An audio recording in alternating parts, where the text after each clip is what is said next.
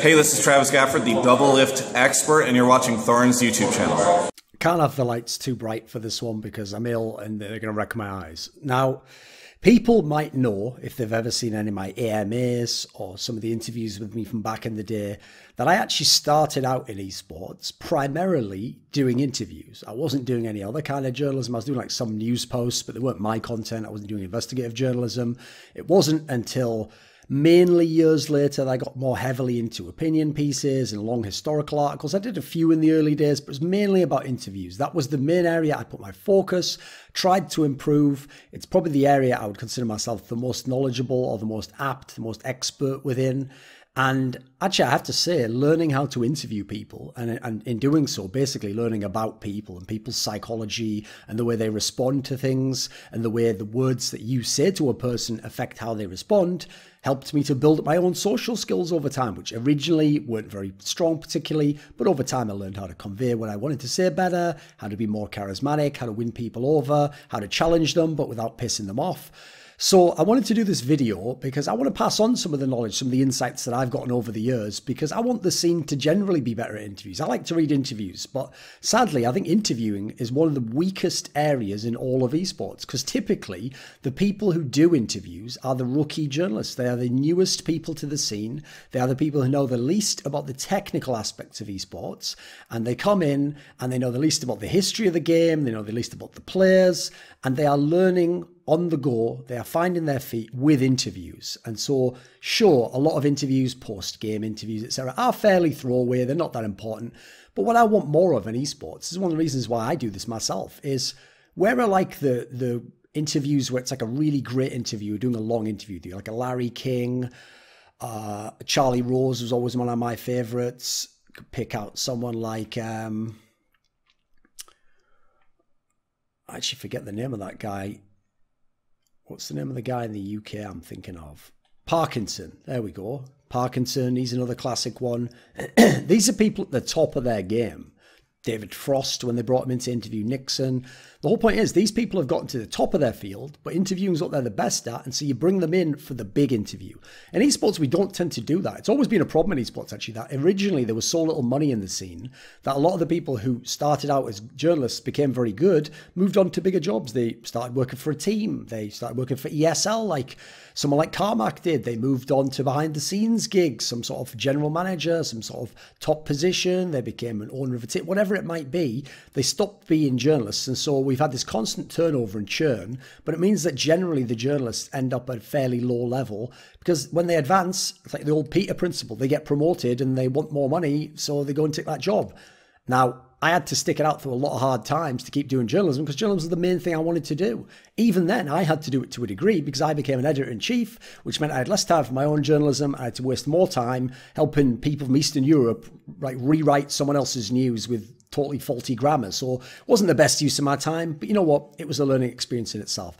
So here's some of my principles, fundamentals for interviewing, some of the kind of guidelines that I have. And I think if you follow some of these, or you at least think about them and try and figure out what the value or what the logic behind the rule is, then even if you don't follow them yourself, you might learn something about interviewing. So let's start with where every interview starts, which is you introduce the person who you're interviewing. Now, the reason why we're going to start here is I have seen so many interviews, particularly rookie interviewers who start out, and by the way, this is the thing that often popular podcast hosts do, and I hate this, which is that they start out and they say, please introduce yourself for our fans or anyone watching. Now, here's the thing. I vaguely understand it when it's a podcast host. I still think he should have had someone in his staff do the research. But in esports, I think that that is actually quite rude. Inadvertently, but it's actually on its face quite rude. Because if you're interviewing a player, especially a well-known player, you know who that guy is. Everyone knows who that guy is. Yes, introduce him, but you introduce him because you're the one who researched him, who cares about him. That's why you're interviewing him. So you tell your fans, this is X, Y, and Z. He plays for team ABC. He's done D in his career, famous for winning E tournament. Style of play was legendary. Now let's talk to him a bit. You do the introduction. When people ask me myself to introduce myself, first of all, you tend to make it very concise when you introduce yourself. You're not going to brag about all the big things you've done. You're going to say something very simplistic. Also, it is kind of jarring when someone asks you that. So here's another thing. Early on in interviews, people love to ask that boring ass first question, which you'll notice I have never asked, I think almost ever in my career. I have done thousands of interviews, but you do not hear me asking the question, no matter who I'm interviewing, how did you get into gaming? Or how did you get into Counter-Strike or League of Legends? You know why I don't ask that question? It has no interesting answers. Like, first of all, 99% of people say some cliched bullshit of like, well, as a kid, I used to play Mario and, you know, always loved to play PlayStation games. Like, that's actually irrelevant to their esports career now. Like, that's like when you ask a singer. Funny, it even works for singers. If you ask a singer, how'd you get into singing? Well, you know, when I was 3 or 4, I was singing into a hairbrush. Spoiler, by the way, everyone was. That has nothing to do with how you got into singing. That has nothing to do with your passion for singing. It's a crap question that can only yield crap answers. And by the way, crap questions tend to yield crap answers. You don't tend, even very good interviewee subjects don't tend to give really good answers unless there's something to the questions. There's rare exceptions. That's why whenever people imply that like they wish my questions were shorter, but they like the interview answers, it shows they don't understand the mechanisms of interviews. So what you do instead is find a different way to get some initial insight, which then leads into the interview. So maybe something like talking about the first team they played for, or what happened to make them go from amateur / semi-pro to professional. These are much more interesting questions that lay the same groundwork, but skip all the boring part that no one gives a fuck about, like them playing Donkey Kong, and gets to the actual relevant, important stuff. So do not ask constant variations of this formulaic style of question. Question, question, question. So is it option A or was it option B? So for example, saying to them like, you know, you lost that tournament, but it was in close fashion. So were the other team better or was it just a bad day for you?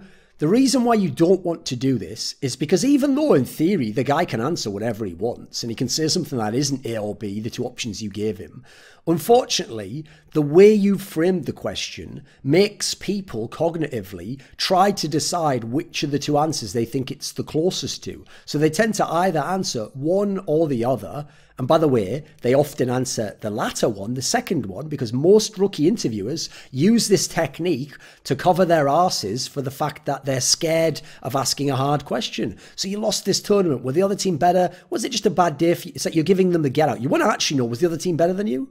Just leave that. Let's see what he says. Will he really say that? Well, he gives... Instead, you give him the get out. Oh, were you just a bad day? Well, it was a bad day as well. Oh, they say, well, a bit of both, you know. You don't get an interesting answer there because you've given him the answer or the parameters of the answer. Instead, give him choices. So what I like to do is make it open-ended. I say something like, you lost in that tournament. A lot of people might think you actually weren't the best team, though. Now let's see what he says. I can still give him suggestions. Then again, some people might say you were destined to win the tournament and things went wrong. Maybe it's something else, though. What do you think? Now, I've set it up that, you know what, they don't even have to answer what I'm saying in terms of the options I gave. They can go anywhere they want. I can get a much more interesting interview from this. And generally, that's a much more interesting approach. Also, you don't need to add in the either or, because when you ask the open-ended question, you can just use a follow-up later on to kind of make it clarify what they mean or dig around a little bit if you want to keep going. Do not keep asking people how they felt about something, how they felt about winning, how they felt about a player joining their team, how they felt about losing, how they felt about a player leaving their team, how they felt about being ill before a tournament, how they felt about being kicked out of a team. People can not articulate very well their feelings. Feelings are incredibly nebulous, vague things which affect us somehow. They appear to be real. They stem from our emotions, obviously, but we don't really understand them. Even when we give them terms like, oh, I feel sad, I feel happy, there can be so much like variance in what that means and what it means to different people that there's going to be so little they can say, oh, it felt amazing. Oh, it was really bad. Like, these aren't interesting answers, you'll notice. If you want to get an interesting answer, change the word feel for think. Say to them, what did you think of the way you lost that final? What do you think of that guy joining your team? They already have thoughts. They've probably already thought these topics through. You're asking them now to unpack or come up with some thoughts. And because thoughts generally are closer to words and concepts and ideas, they can convey a lot more and a lot more interesting aspects about their thoughts than they can their feelings. When you're talking to someone, know when to interrupt them. If it's starting to become boring, if they're just circling around the same topic again and again, just because they're a legendary player, don't feel like you have to sit there and let them just waste out 10 minutes on your audio recorder and you know they're going to have to go in 15 minutes. Make sure they've made the point, see that they're running out of space, see that they're just thinking they have to keep answering, and just say, okay, well, what about this then? Start and do it in a way that doesn't seem like you're fucking with them, but you just move them on to the next topic or say, oh, okay, well, yeah, I think you answered the question. So what about this then? On the other hand, though, know when to shut up. This is one of the cardinal sins I see from many interviewers. The person in the interview says something that's an unexpected answer for the person doing the interview. And so the person in the who's doing the interview, because they're a rookie, acts as if they were watching the interview at home and reacts and interrupts the guy. And he says, well, you know, I actually never wanted him in the team. Really? Oh, you didn't want him in the team? What the? Everyone would have thought you did. It's like, why are you interrupting him when he's giving you gold? Keep your fucking mouth shut. Keep stum. Let him talk. If he's making points still, even if he's digressed, but the points are still interesting, they're coherent, there's a thread that goes back, let this guy talk. As long as you don't have some strict time limit, let him run with it. You're going to get a much more interesting interview, which leads into one of my next points. Don't think you can plan the interview. The majority of my interviews for the last 10 years, I came with no interview plan. I did some basic research into the person. I started somewhere. I used my skills as an interviewer to keep the topic and conversation moving and keep moving to interesting topics.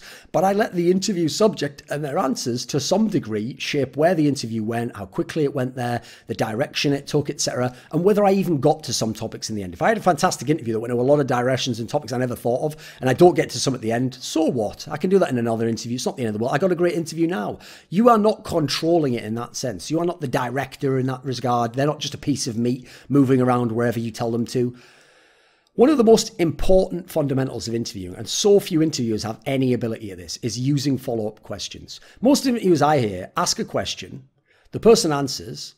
Often when they answer, you'll notice they'll answer in proportion to what you say. So if you ask, do you think you're the best player in the world? They might say, I don't really know if I would. I was pretty good last year.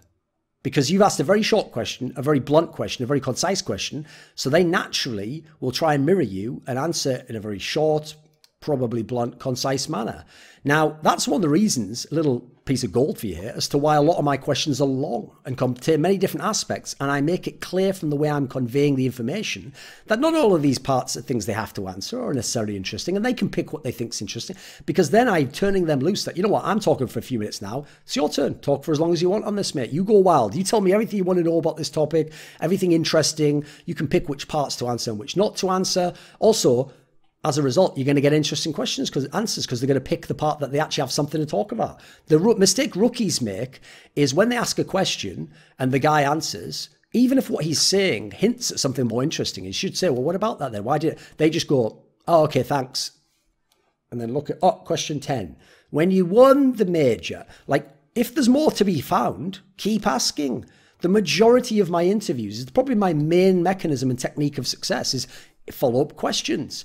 The player leads you into an area. He hints at something more, or he doesn't quite say something. He doesn't know whether he should articulate it, whether he's hogging the mic. You ask him follow-up questions about that to dig in that area, to see if there's anything more. Along similar lines, when you do research before an interview, which especially if you're a rookie, you should be doing lots of research. Do not force all the information you researched into the interview or try and show off. It will just make the interview worse and no one will be impressed. Not the guy you're interviewing, not the person at home, especially not the person at home. It will actually irritate them. Now, if when you've researched something, you ask a question and the person reveals something that you'd already researched, ideal. Now you can talk a bit more about, yes, you're right, actually, you streak you're on with 17 games, you go... Don't just force trivia and random bits into the interview. Now, I know why people make this mistake. It's because when you start researching, you're narrowing, you're basically focusing in on one little detail and then researching something like that, focusing on another detail. And so to do that, you have to be so focused on it that it's important. So at the end, when you come out of it, you think it's all important. Whereas actually, when you pull back, the majority of it wasn't important. 99% of it doesn't need to be mentioned in this interview. You might need to know it to be able to shape your questions well, but you don't need to bring it up in this interview. And definitely don't try to show off just because you did research. Instead, use the research to help the player remember. I have so many old 1.6 pros who tell me, I don't really remember those days, to be honest with me. I don't remember the matches and all the rest of it. But you know why in my interviews they're not having problems? Because I say, and then at CPL Winter, noticing that this is a scenario where I know they're having problems. At CPL Winter, you had that amazing game in the upper bracket final where you beat Mouse Sports, who you weren't supposed to. Now he has a lot of info. Now I'm sparking off memories in his mind. If he then still says, I don't really remember who was on Mouse Sports, and I can say, oh, it was Neo, there was Blizzard, Johnny Art. You know, I can give him the info if he needs to help him. If he still doesn't know, drop the question immediately, move on. You don't need to talk about things the guy doesn't know. Generally, that's why the interview is going to be good. You're interviewing him about what he knows. Don't interview him about stuff he doesn't know. Likewise, when you're interviewing him, gauge by how in-depth his answers are, how much he seems to remember, and how long he will talk for each time, how many questions you're going to be able to ask, how fast you have to do the interview. If he's answering very, very short answers, then you might have to go ham. You might have to ask loads of questions. You might have to be ready with tons of follow-ups. If it's someone like Skara, who I think is a brilliant interview subject, because he can just give you 10-minute amazing answers, you're probably going to ask him 10 questions in a 2-hour interview, and it'll be straight fire. But as a result, don't waste those 10. Like, don't have a silly question in the middle. When you realize that he's taking a long time and answering in depth, skip all the filler questions. Just ask the really important questions. When you are doing an interview, this is a really great mentality to have. A lot of journalists won't agree with me, because some of them work in the field of politics or something else where they're holding people accountable. But in esports, when you're interviewing someone and they're giving you their time and they're a player and you're interviewing them about their career, you're not against them. You're not battling them. You're not holding them accountable. You're not doing an expose on them. So my mentality has always been, me, the interviewer, and the interview subject are a team working together to produce a great piece of content, a conversation, a series of answers. Do not be combative with this person. Even if it's someone you don't like, even if it's someone you think is fucked up, ask them the question in a way which allows them leeway to explain themselves, to answer, to possibly change your mind even. Likewise, if you want to ask some touchy questions, some controversial questions, establish a good rapport with them early on and put those questions towards the end when they know that you're not after them. You're not trying to fuck with them or humiliate them. Likewise, do not try to do gotcha journalism. Do not try to cut someone off when they're making a point and strawman what they said, or not give them a chance to fully explain themselves, or say, well, oh, so you just said, so you're saying. Don't do any of that. Let them explain themselves. One of the things I've always been quite proud about my reflections interviews is that there have been many controversial and toxic players who, when I've done interviews with them and they have a chance to fully explain themselves and what was going on and what they were thinking and what happened in their careers, they come off so much better that people will say, you know what, I didn't really like this guy before. I thought he was arrogant, but I kind of see, you know, where he's gone in his career journey now. And even if I don't agree, I can respect it, you know. That's the kind of relationship you want to have. That's the reason why to this day I can get tons of interviews. Even when in my analyst job, I'm sometimes being a bit rude to people, making jokes at their expense. You are there to help them explain what they know as well as possible. You're not there to trick them, stomp them, catch them in a trap. No, I'm never trying to do that. Now, in terms of getting interviews, because this is an aspect that, again, people fall down on, start off small. Like, start immediately if you're interested in interviews, but start with people who are going to say yes. Some low-level analyst of a team, some up-and-coming commentator. These people want to do interviews, want their name out there, and because you're a nobody and they're not that famous, it's never going to blow up initially, so you can make all your mistakes in those first interviews, review what you did, think about some of the concepts I've said here, improve, and then when you hit the big time, which hopefully soon, you now are interviewing the best people, but you haven't made yourself look like a jackass or incompetent. Now you're coming in with skills, seemingly. You can build your reputation. That's something worth doing. Likewise, do not exploit your subjects and alienate them. Ideally, you want this guy to want to do an interview with you again in the future. It's not worth it to exploit him now for a headline, even if it gets Reddit traffic and a lot of traffic. You have pissed him off. And by the way, other pro players will see that and they will avoid you. They will not like that. His teammates won't like you. And you'll get all butthurt like, oh, he's blacklisted me from the industry. No, he's doing it in a totally legitimate fashion. Try not to always go through teams and managers. Like, I know in the modern day, managers want you to, coaches want you to. But personally, I always try to contact the player directly. Because if the player goes to his team or org and says, I want to do an interview with this person, even if you're a nobody, the org might say, oh, if the player wants to, fair enough then. But if instead you go to the org then first of all, they might turn you down because you're nobody, or go, sorry, he's a bit busy at the moment and just never get back to you. But more importantly, you might get what I consider the worst scenario. This is why I go to players directly. You go to a coach and he wants the player to do an interview and have exposure on your channel or publicly. So he tells the player, do this interview. And even if the guy's like, I don't really like him, he goes, listen, do it as a favor for me, do the interview. Those are the worst interviews. The best interviews are interviews where the person is either open to or entirely wants to do an interview with you. Do not take offense when players turn you down for interviews. You have very rarely ever in my 16 or 17 years in esports seen me comment publicly that someone turned me down for an interview. Now, I've been turned down hundreds of times. I've been turned down by some of the best players of all time. I've also gotten interviews with some of them later, by the way. But here's the thing. It's their prerogative to do an interview with me. They don't owe me shit. Why would they have to do an interview with me? They're doing me a favor. I'm making money off that. I'm getting the traffic off that. They're getting exposure, sure, but especially lower level interviewers, you're not even giving them much exposure, mate. They're doing you the favor right now. So first of all, it's their prerogative. It's up to them whether they do it or not. And you should be grateful that they gave you the interview and grateful, even if they don't, by not calling them out publicly. Because if you call them out publicly, first of all, they will then shut off future opportunities for you. Teams and teammates will shut off future opportunities for you, and you'll show that you're untrustworthy and that you're something of an asshole and you're entitled. Finally, you will never get all of your interviews. Even at my height as an interviewer, as at one of events where I was doing 10, 11 interviews a day, when I was doing the reflections in the modern day where I was doing a lot of them, doing grilled where I did like, 70 in a year or something. If I got 70 interviews, I probably asked for 150. If I got 10, I probably asked for 20. That's at my peak. When I was at a lower level, I probably had to ask for 20 to get 5. Again, I was not resentful. Again, I was grateful for whatever time I did get. Again, I hustled and I kept asking people. And crucially, if they didn't say, sorry, I don't do interviews, I'm not interested, then I would just go, okay, fair enough, catch you another time. And next event, I'd ask them, yeah, not right now, mate.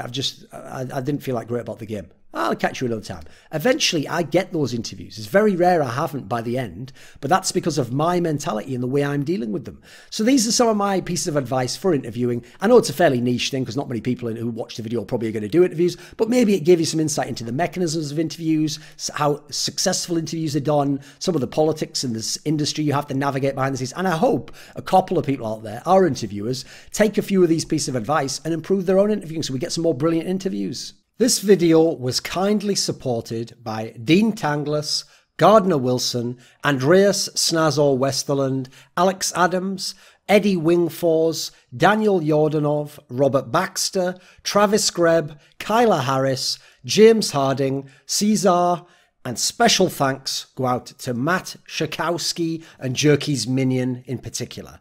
Want teasers for my upcoming content? How about asking me a question for my monthly AMA? Do you want to take part in a discussion about esports with me? How about suggesting a topic or a guest for my content? Put your money where your mouth is and join the Scrilluminati today.